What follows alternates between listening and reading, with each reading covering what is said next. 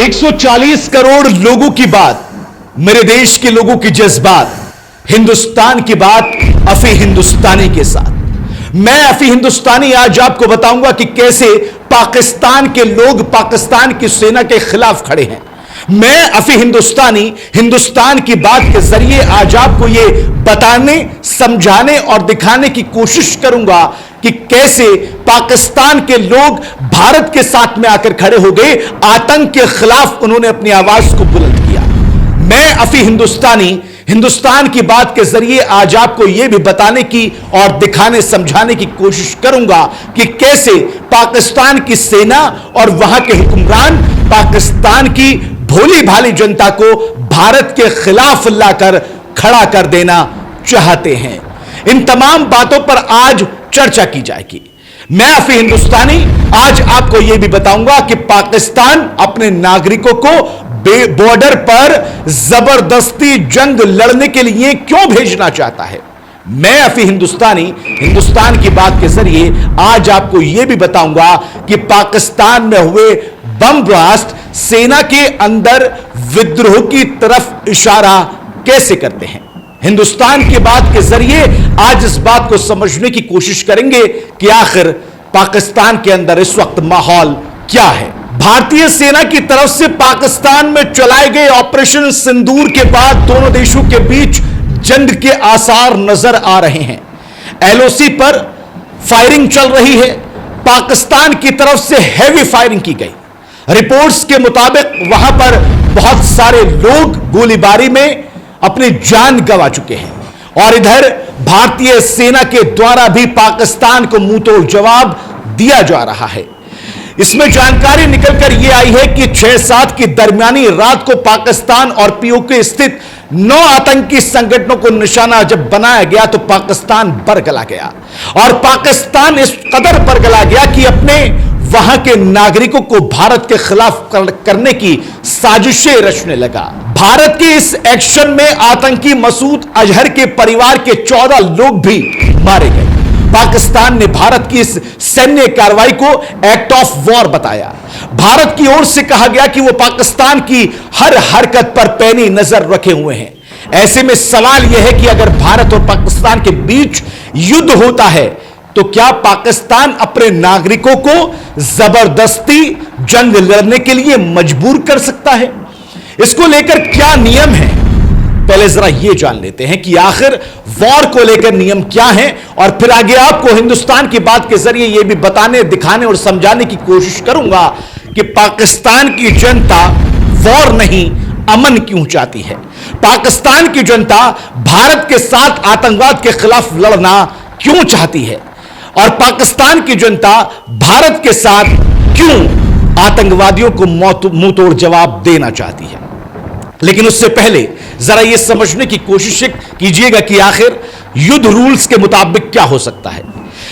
जब भी किसी देश में युद्ध छिड़ा है तो नियम पूरी तरह बदल जाते हैं और नागरिकों को सरकार और सेना की ओर से जो भी दिशा निर्देश दिए गए हैं उनको पालन करना बहुत जरूरी होता है, अनिवार्य होता है। कोई भी मुल्क जो युद्ध लड़ रहा हो वो जरूरत पड़ने पे अपने नागरिकों के लिए युद्ध में शामिल होने का आदेश जारी कर सकता है। लेकिन इसकी भी स्थितियां हैं और वो स्थितियां अभी पाकिस्तान के पास में नहीं हैं।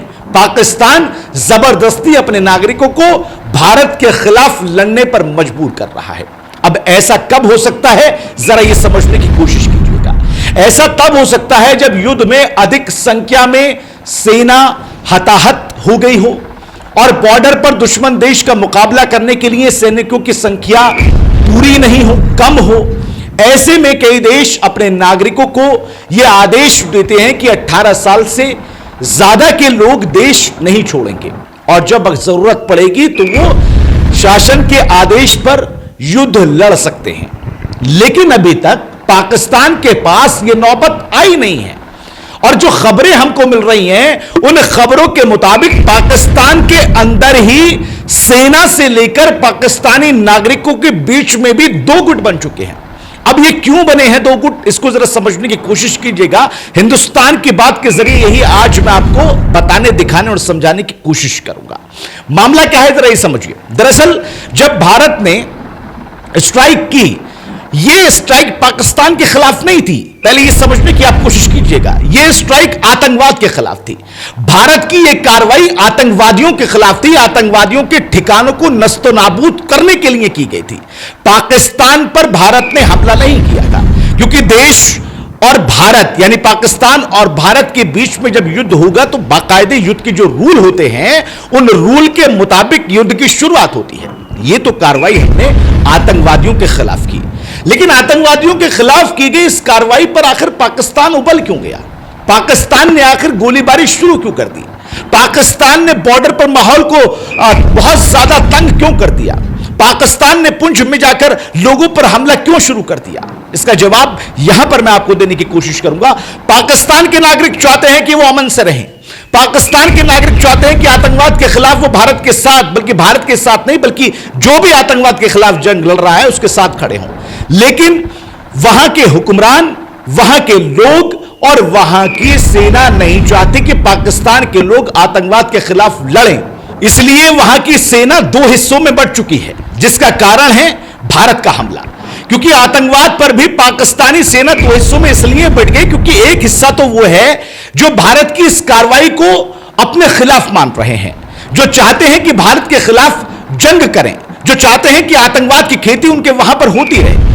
और दूसरा खेमा वो है जो चाहते हैं कि अमन और चैन कायम हो जाए, जिसमें पाकिस्तान की जो लोग हैं, जो नागरिक हैं, जो बाशिंदे हैं, वो भी यही चाहते हैं। इसलिए सेना दो हिस्सों में बटी हुई पड़ी नजर आती है।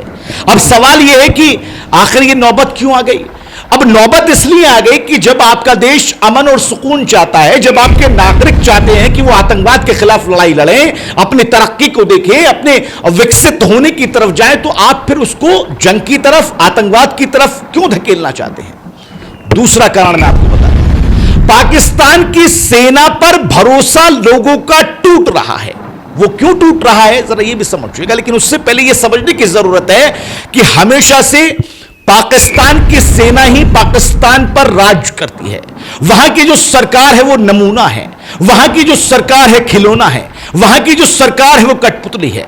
जो पाकिस्तानी सेना चाहती है वहां पर वो होता है, ये सभी को पता है। कभी भी पाकिस्तान की सेना तख्ता पलट कर देती है और इसी बात को लेकर लोगों के अंदर एक भय बना हुआ है। पाकिस्तान के लोग चाहते हैं कि इस तरह की गतिविधियों में पाकिस्तान शामिल न हो, आतंक की खेती न करे। इसलिए वहां के लोगों पर, वहां के लोगों का भरोसा पाकिस्तान की सेना पर कम हो गया।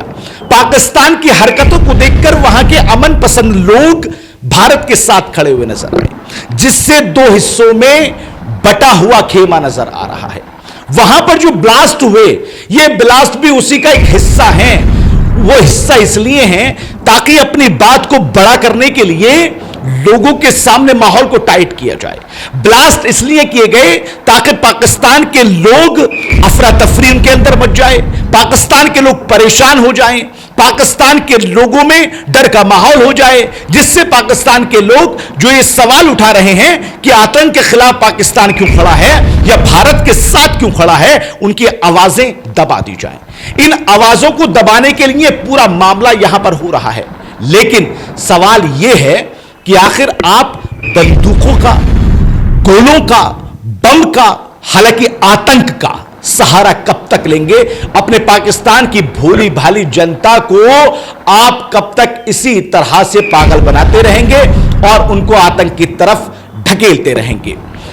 हिंदुस्तान की बात के जरिए आज मैं ये मैसेज क्लियर आपको दे देना चाहता हूं कि पाकिस्तान में भी अमन पसंद लोग हैं। पाकिस्तान के लोग अब अपनी सेना के खिलाफ, अपने नेताओं के खिलाफ, अपने हुक्मरानों के खिलाफ खड़े हो गए हैं। पाकिस्तान के लोग कह रहे हैं कि हमको भारत जैसी नीति चाहिए। पाकिस्तान के लोग कह रहे हैं कि हमको भारत जैसा विकास चाहिए। पाकिस्तान के लोग कह रहे हैं कि हमको भारत जैसी शक्ति चाहिए और हमको हुक्मरान भी ऐसे चाहिए जो ऑन द स्पॉट काम करते हैं, फैसले तड़ातड़ लेते हैं और जो उनकी तरफ आंख उठाकर दिखता है उसकी आंख को नोचने की हिम्मत भी रखते हैं।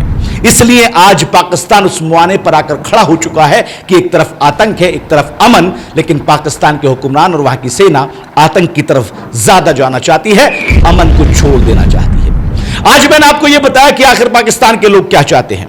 हिंदुस्तान की बात के जरिए आज मैंने आपको समझाने की कोशिश इसलिए की क्योंकि जैसे हिंदुस्तान में लोग हैं वैसे पाकिस्तान में भी अमन पसंद। लेकिन सवाल यह, आतंक की खेती कब तक, भारत से दुश्मनी कब तक हत्या, कब तक लोगों को मारा जाएगा, कब तक आतंक के नाम पर इसी तरह दहशत फैलाई जाएगी। कभी तो गिरवान को झांक कर देख लो, हिसाब आपको यहां भी देना है, हिसाब आपको वहां पर भी देना है। हिंदुस्तान के जरिए आज आपको यही दिखाने, बताने और समझाने की कोशिश कर रहा था। फिर नए एपिसोड के साथ में आऊंगा। फिलहाल के लिए मुझे दीजिए इजाजत। नमस्कार, आदाब।